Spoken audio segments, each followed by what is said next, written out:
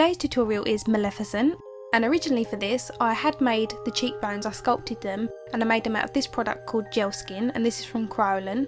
Many YouTubers have done this Maleficent tutorial, so I wanted to do something a little bit more exciting and include these prosthetic cheeks, but it turns out that my skin reacted to the mastic glue that I used to attach them, so I had to take them off.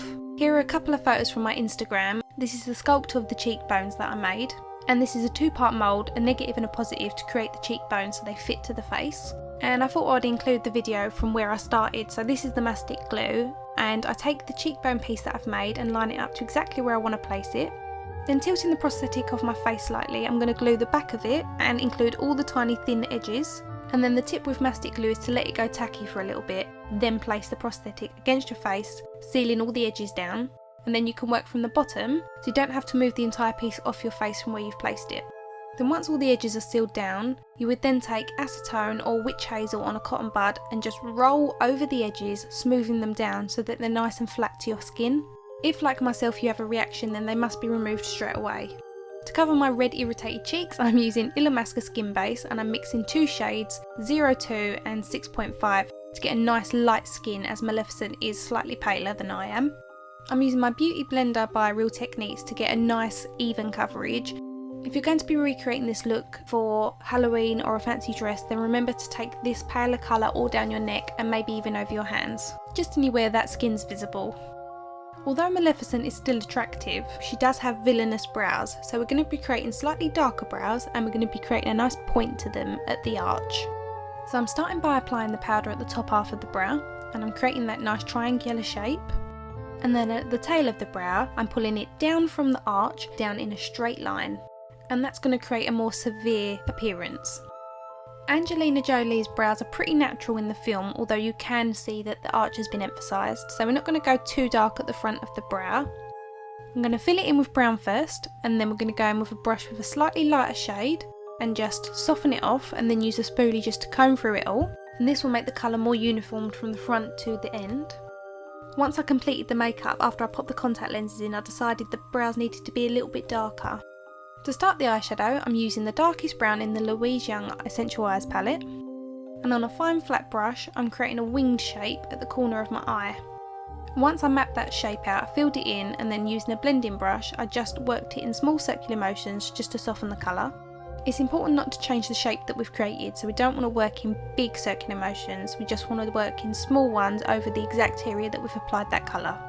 Once that's softened and there's no harsh lines, go back in with a smaller brush just to reapply the colour, and then we're going to do the same process and blend it again. By doing this, we're creating depth and intensity. When you look at a lot of the close-up shots of Angelina, she's not wearing a ton of makeup, but we do want to replicate or mimic her eye shape, and we can only do this by changing our eye shape with the use of eyeshadow. Next, we're taking that same brown shadow underneath the lower lashes, and as you can see, I've started off by lining the wing again, and then taking that straight down underneath the lower lashes in one smooth line. And then using that same blending brush from earlier, we're just going to run that underneath along the line we've just created. On the mobile eyelid, we're going to be applying Wedge by MAC, and we're applying that halfway across the eyelid. On some of the photos of Angelina's makeup, she's got a slightly yellow tinge to her eyelid, which I don't want to add, but I do want to keep it slightly warm there, so this is a great colour for that. The crease of Angelina's socket is slightly different to mine, so I'm adding a darker eyeshadow here, again from the Louise Young palette, and we're taking that up at an angle from the middle of the eye up towards the brow, and this is just going to mimic the shape of Angelina's eyes. On the very outer third of the eye, just over wedge eyeshadow, I'm applying a tiny bit of that dark brown from the Louise Young palette, and this is just going to create a little bit more contour to the eye. In keeping with mimicking Angelina's eye shape, we're going to apply some Vanilla by MAC, and this is just to that outer brow bone, and that's going to make that slightly more prominent.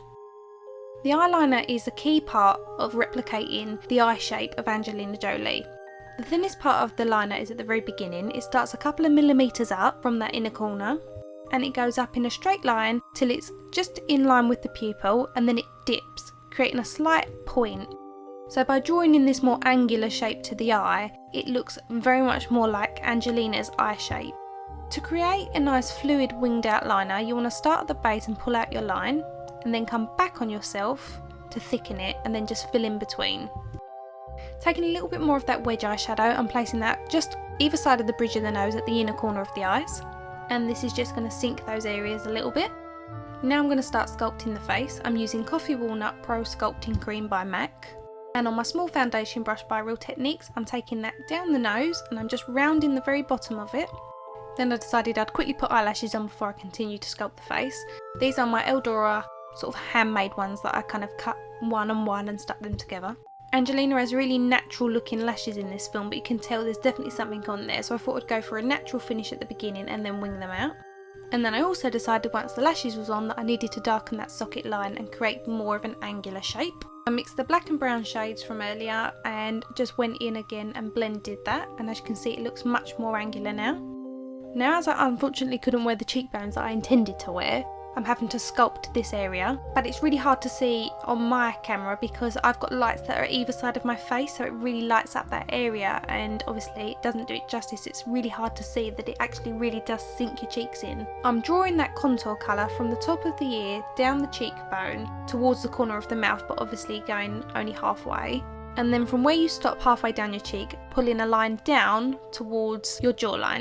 And this is going to sink those areas, replicating the nice chiselled bone structure of Angelina Jolie. So as you can see, I'm just blending that out with my finger. Now I'm placing in some highlights around the eyebrow bone, and then using a clean concealer brush, I'm using feathering motions just to blend that out. For the highlight, I'm using a lighter version of the foundation that I created earlier, and I'm also taking that across the top of the brow bone, then using the same technique with the concealer brush to feather that out. This is also a great way of cleaning up your brows and getting that really nice sharp effect to them. Maleficent's cheekbones widen at the temple area as well, but as we're not using prosthetics for that area, we need to push that back with contour. Then to create more dimension to the cheekbones, we're going to put a white highlighter right along the very cheekbone up towards the temple area. This is going to contrast against the brown contour colour and really make the cheekbones pop. To make the shape of the nose more straight and rounded at the base, like Angelina's, we're going to add some of that cream highlight straight down the centre. To set that contour and just deepen it ever so slightly, we're using the dark brown from the Louise Young palette again, and I'm just going over that nice straight line and then blending it down slightly, and this is just really going to cut into the cheekbone and in the flesh make it look really sunken. Be sure to blend it downwards really well so it looks like a nice shadow. I also placed a small amount of that eyeshadow just over the cream contour, just where the temple is. Next I'm placing some of that highlight from the bottom of the ear down the jaw. This is going to make that area stand out and again help enhance that sucked in cheekbone appearance from the contour. Then just to soften that blend between them, I'm just using my finger. The staple part of this entire Maleficent makeup look is the red lips. Using MAC's lip liner in Brick, I'm enhancing my Cupid's bow by making them quite pointy, again a bit more villainous. And I'm taking care to line them so they are pristine and very precise. Remember to always line your lips right to the very corners, and if you make a mistake you can always use concealer just to clean up. MAC do a Maleficent red lipstick, but I didn't actually use that one for this. I used a Rimmel one. I will put the name of it in the description bar below. In various photos the lip colour on Maleficent are slightly brighter and slightly darker, so I went for this one in between. So I went in and popped the contact lenses in after this, so I took a couple of photos on my phone just to show you what it looked like with my hair down, so it does look quite Angelina Jolie-esque. Then it was time to pop on a wig cap, which I've got on here, and then we completed the headpiece. I'd already made the horns. If you follow me on Instagram you will see I put up photos of those. Then to make a quick DIY headpiece for the horns to sit onto, we just cut out some cardboard and put that around my head, and then simply took some electrical tape and literally taped it around my head. For the little diamond shape at the front, we took a post-it note and covered it in electrical tape, placed that at the front, and then we went round the whole piece, as I said, with electrical tape. If you're making this on a budget, this is really the most cost-effective way of creating a headpiece, but you may need to get someone to help you tape it around your head so it fits nice and snug. So that's my Angelina Jolie Maleficent tutorial complete. I hope you've liked it. I always appreciate a thumbs up and I look forward to reading your comments.